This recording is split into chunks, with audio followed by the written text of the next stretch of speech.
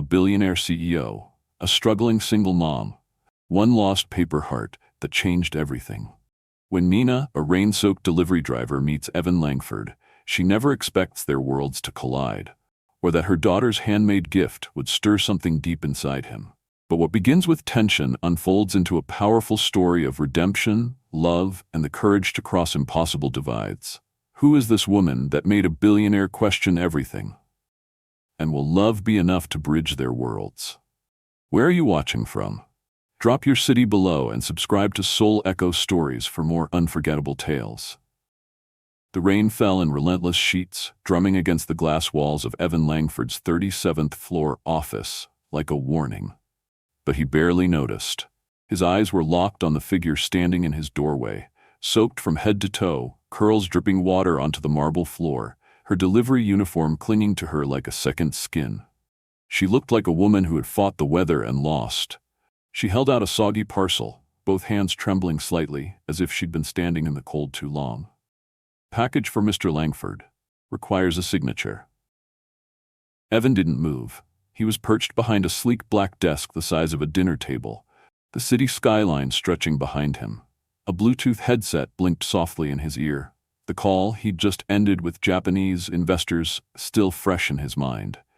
He leaned back in his chair, his gaze cool and detached. "You're dripping on Italian marble," he said, voice like ice. The woman blinked once. "Apologies, sir, but I still need your signature. Company policy."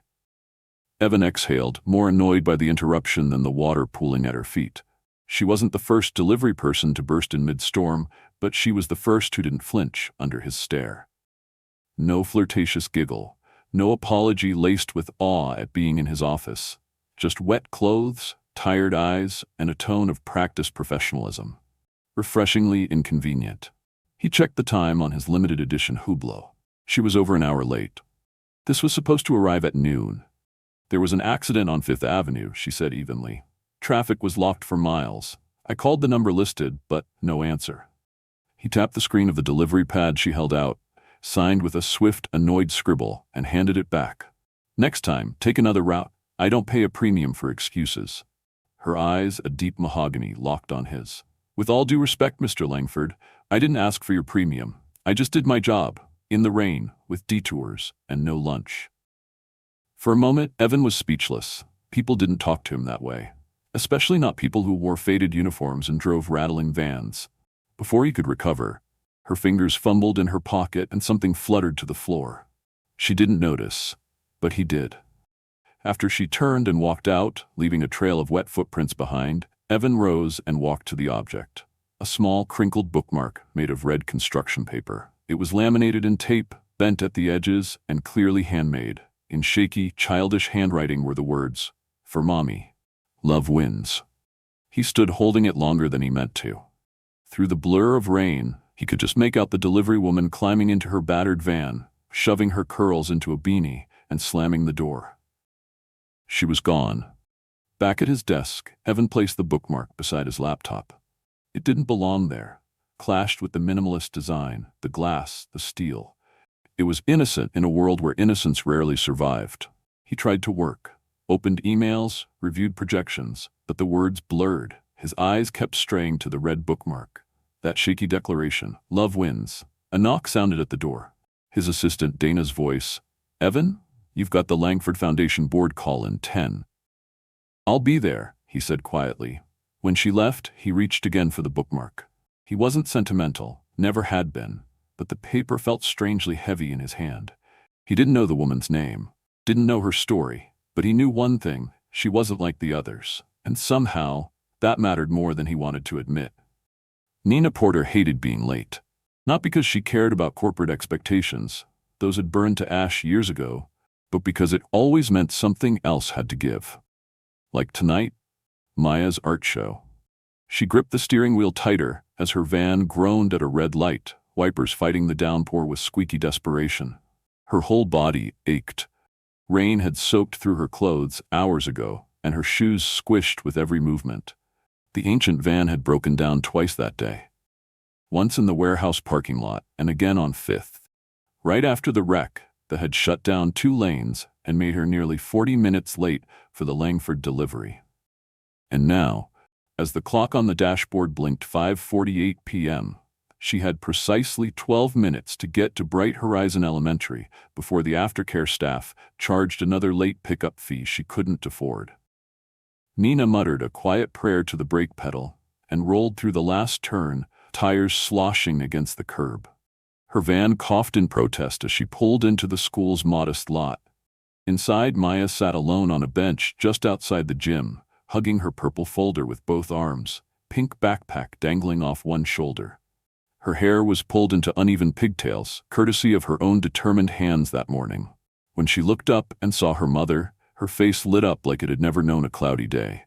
"You made it," Maya beamed, leaping off the bench and launching into Nina's arms. "Barely," Nina whispered, holding her close, inhaling the familiar scent of kid shampoo and cinnamon crackers. "I'm so sorry, baby. I missed your show." "It's okay," Maya said, pulling back with her usual cheerful resilience. "Miss Tasha took pictures? And look, I got a ribbon." She held up the folder to reveal a crooked blue ribbon taped to the cover. Nina's throat tightened. "That's amazing, Maya. You're the best artist I know." Maya giggled. "You say that every time." "Because it's always true."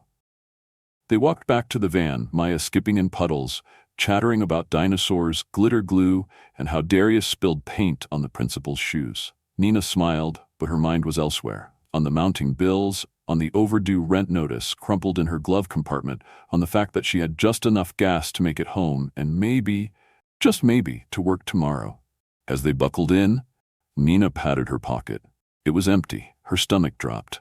"Maya," she said, trying to keep her voice calm, "did you see the bookmark you made me? The one with the hearts and glitter tape?" Maya tilted her head. "The red one?" "Yeah, that one. The one I carry for good luck." The little girl shrugged. "Maybe it fell out?" Nina cursed silently. She'd had that bookmark for over 2 years, ever since Maya made it in preschool for Mother's Day. It had survived countless shifts, wash cycles, even a mild electrical fire in the mailroom. She carried it with her always. It was her charm, her invisible armor. "I must have lost it at that last delivery," she said aloud, her voice barely a whisper. "The big building, with the glass doors." "Can we go back?" Maya asked, eyes wide with hope. Nina hesitated, picturing the cold, sterile office, the arrogant man in the tailored suit who hadn't even bothered to stand when she spoke. "No, honey, I don't think we can." "But it had love magic in it," Maya said solemnly. "You said so." "I know," Nina replied, staring through the windshield at the blur of city lights. "I know I did." As they drove toward their tiny apartment on the city's edge, Nina's heart ached. The bookmark was probably already swept up, tossed in a trash bin by some indifferent janitor. Just another thing she'd lost. Just another reminder that her world, messy, loud, full of mismatched socks and coloring pages, didn't belong in a place like his. She didn't know Evan Langford was still holding it, still staring at it like it had a secret he couldn't quite name. The next day, the city wore a fresh coat of sunlight, as if the storm had never happened. Nina's van, washed clean by the rain, but still coughing like a lifelong smoker, rattled its way into the Riverside office park. She was early for once, her deliveries stacked neatly in the back, and a rare feeling of control settling into her chest. Maybe today would be less brutal. She was stepping out of the building after her second drop-off when she froze. Leaning against a sleek, impossibly shiny black sports car in dark slacks and a crisp button-down shirt was Evan Langford. Nina blinked. She had to be hallucinating. But no, he was there, arms folded, gaze focused on her, with the kind of intensity that made people forget how to speak. He straightened the moment their eyes met. "Miss Porter," he called, stepping forward. Her instinct told her to walk away, quickly. But she had packages to deliver, and she wasn't a coward. She kept her pace steady as she headed for her van, parked just a few spaces away. "You remember me," he said, stopping beside her. She paused at the door, her fingers hovering over the handle. "You're hard to forget," she said flatly. "What are you doing here?" Evan reached into his inner jacket pocket and pulled something out with care. "I believe this belongs to you." The red bookmark, a little crumpled now but unmistakable. Nina stared at it, her breath catching. She hadn't expected to see it again, certainly not in the hands of the man who had barely looked at her the day before. "You kept it," she murmured. "I found it on my floor after you left," he replied. "It seemed personal." She took it gently, cradling it like something sacred. It is. My daughter made it. I've carried it for years. Evan hesitated. I also wanted to apologize for how I spoke to you yesterday. Nina looked up, surprised at the sincerity in his voice. He was trying. He looked uncomfortable, like someone doing something unfamiliar and hoping not to screw it up. Yes, she said calmly. You were rude. A flash of amusement touched his eyes. Fair enough, but thank you for accepting the apology anyway. There was a pause between them, awkward but not hostile. Nina found herself noticing things she hadn't the day before. The quiet crease near his brow, the way he seemed taller in the sunlight, the trace of humility now softening the sharp edge of his demeanor. I should get back to work, she said, pocketing the bookmark. More packages to deliver. Of course. Evan nodded, stepping aside. I won't keep you. She opened the van door and climbed in, but before she could close it, his voice stopped her again. Nina? She turned. He hadn't used her name before. It sounded different in his voice, gentler, almost like a question. I wasn't just in the neighborhood, he admitted. I came looking for you. Her brows rose. Why? He opened his mouth, then closed it again, searching for the right words. I don't know exactly. I just wanted to see you again. Nina stared at him, heart thudding in a confusing rhythm. Was this a game to him? Some sort of guilt-driven curiosity? Rich man slumming it for an afternoon? Look, Mr. Langford, she said, her tone steady. I don't have time for distractions, or for men playing charity with their conscience. I've got a kid to raise and bills to pay. I'm not here to play games, he said, and something about the way he said it, low, quiet, certain, stopped her from driving away. Just dinner, he added. One meal. If you hate it, I'll never bother you again. She stared at him, wary but curious. He looked nothing like the man from yesterday. Less ice, more questions, and for reasons she couldn't explain, she heard herself say, Fine, but I pick the place, and I pay for myself. Evan smiled, something genuine flickering in his eyes. Deal. Dinner was set for 7. A small Italian bistro tucked between a laundromat and a flower shop. Nina's choice. The tablecloths were checkered, the air smelled like roasted garlic, and the waitress greeted Nina by name. Evan stood out like a diamond in gravel, his suit pressed, his shoes polished. But when Nina walked in, wearing a navy blue wrap dress and a cautious smile, he forgot to feel out of place. You look, he began, then stopped himself. Nice, really nice, she laughed, tugging at her sleeve. Don't oversell it. This dress is older than my van. I doubt that, he said, standing as she sat. The conversation started awkwardly, two people from different solar systems trying to find common gravity. Nina talked about Maya, her love for art, her insistence on feeding pigeons even when they weren't hungry, the way she narrated bedtime stories as if auditioning for Broadway. Evan found himself smiling more than he had in weeks. But somewhere between the pasta and the dessert menu, the mood shifted. Nina's phone buzzed. She glanced at it and frowned. What's wrong? Evan asked. She hesitated. Just an email alert. They finalized the rezoning deal on Southridge. He froze. Southridge was the neighborhood where she and Maya lived. The merger his company had fast-tracked last month was scheduled to demolish half that block for a tech campus expansion. Wait, he said, voice low. Southridge, you live there? Nina's eyes hardened. Yeah, I do. He leaned forward. I didn't know. Didn't know or didn't care? She snapped, voice sharp enough to draw a glance from the next table. Because people like me, our neighborhoods, our homes, were just lines on your development maps. Nina. She stood abruptly, grabbing her coat. You think just because you apologized once and returned a bookmark, we're suddenly in the same story? This was a mistake. Please, he said, standing too. Let me explain. But she was already walking toward the door, heels tapping like war drums against the floor. That night, Evan stared at the ceiling of his penthouse, the city glittering outside like it was mocking him. He'd built an empire on numbers, efficiency, projections, growth margins. But for once, the numbers felt empty. Nina's words haunted him. The next day brought more pressure. His mother called about the Langford Foundation Gala. Dana texted to ask if he was bringing a date. The board demanded updates on Southridge. But Evan postponed every meeting and pulled the plug on the development. His team exploded. Investors were livid. You're tanking a $60 million expansion for what? Some moral clarity? Dana asked later over a tense coffee meeting. For someone who reminded me people live in the places we bulldoze, Evan said flatly. You've changed. Maybe I should have sooner. Meanwhile, Nina tried to forget. She focused on work, Maya's school project about the solar system and replacing her broken coffee maker. But forgetting was impossible when every time she opened her wallet, the red bookmark peeked out. Love wins, scrawled in glittery blue ink. 3 days passed, then 4. On the 5th, Maya came home from school buzzing. Mom, Mr. Evan came to my art class. He said you forgot to tell him about my show tomorrow. Nina's heart lurched. He what? He helped me paint a raccoon, but he's not very good. The next evening, in a crowded school gymnasium, decorated with finger paint stars and construction paper planets, Evan Langford stood in the back, holding a single sunflower. When Maya's painting was unveiled, 3 stick figures in front of a tiny red house labeled My Real Family, Evan didn't move. His throat was too tight. Later, Nina found him outside, beneath the playground awning, sunflower still in hand. I came to listen, he said, not to convince. Nina looked down at the flower, then up at the man she hadn't expected to care this much. You demolished the project, she murmured. He nodded. And if I had to rebuild my entire empire to make sure you believe me when I say this matters to me, I would. She didn't say anything, but she didn't walk away either.